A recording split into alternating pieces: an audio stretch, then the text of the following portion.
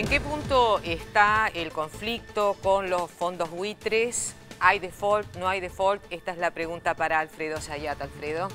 A ver, es interesante porque se abrió un gran debate a partir de este conflicto con los fondos buitres si Argentina está en default o no está en default. A medida que fue desarrollándose este conflicto y que se ve claramente la parcialidad del juez Griesa a favor de los fondos buitres y cada vez que se fue entendiendo un poquito más el desarrollo de este conflicto, bueno, queda clarísimo que Argentina no está en default. ¿Pero qué sucede?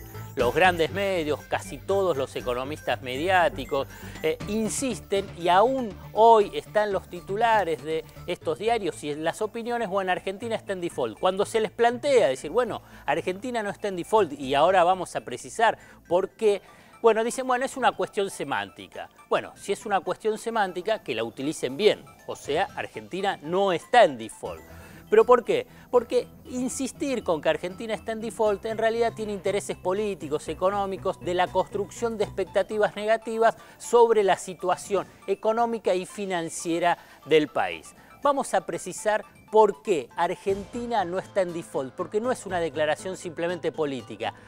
Y vamos a verlo en la primera placa, porque no hay condiciones financieras, ni jurídicas, ni económicas para definir un default. Y cuando hablo de condiciones financieras, jurídicas y económicas, es cuando se compara con otros defaults. En la historia económica argentina, pero fundamentalmente en la historia financiera mundial, cuando uno analiza cada uno de estos tres componentes, no solamente con respecto a la deuda argentina, sino con la historia de las deudas de otros países y de la historia financiera mundial, uno encuentra que, bueno, esto no es un default lo que está pasando.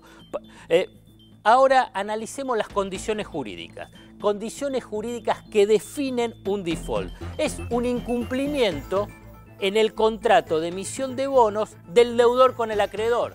En la relación entre acreedor y deudor hay un contrato. Hay incumplimiento de ese contrato por parte del deudor, en ese caso es un default. Pero ¿qué pasa aquí en el caso argentino? No sucede, porque Argentina cumplió con su parte, o sea que Argentina pagó. Y vos fijate cómo es que Argentina cumplió, que los bonistas afectados no reclaman al país, no reclaman al deudor, reclaman a los bancos que retienen el dinero y al juez porque bloqueó ese dinero. O sea que tenemos la primera condición jurídica que define un default. En Argentina eso hoy no se cumple. Pasamos a otra condición, la condición financiera. La condición financiera que te define un default. Bueno, ¿cómo es? Si no se pagan los intereses y capital al vencimiento. Es una obviedad. Eso fue el 26 de junio de este año, venció el bono descuento y Argentina pagó. O sea que en la condición financiera Argentina pagó casi 1.000 millones de dólares, unos 539 millones de dólares quedaron en dos cuentas del Bank of New York Mellon, el encargado de distribuir el dinero a los bonistas del canje. O sea que la condición financiera para definir un default aquí no se cumple. Y pasamos a la tercera, la condición económica. Las condiciones económicas para definir un default. Default es cesación de pagos. ¿Cuándo sucede eso? Cuando hay insolvencia. O sea, el deudor no es solvente y Argentina tiene solvencia para pagar sus deudas. Hoy tiene 29.000 millones de dólares en reservas en el Banco Central. A ver, para entenderlo, en el 2001, cuando Argentina declara un default, estaba insolvente. ¿Qué significa? No tenía plata, no tenía reservas. Bueno, entonces uno analiza cada una de las condiciones para definir el default y bueno, y Argentina hoy no lo cumple. ¿Cuál hay? Hay un cuarto aspecto que son las relaciones contractuales. En las relaciones contractuales Argentina también cumple un default. Bueno, entonces, ¿en qué situación nos encontramos?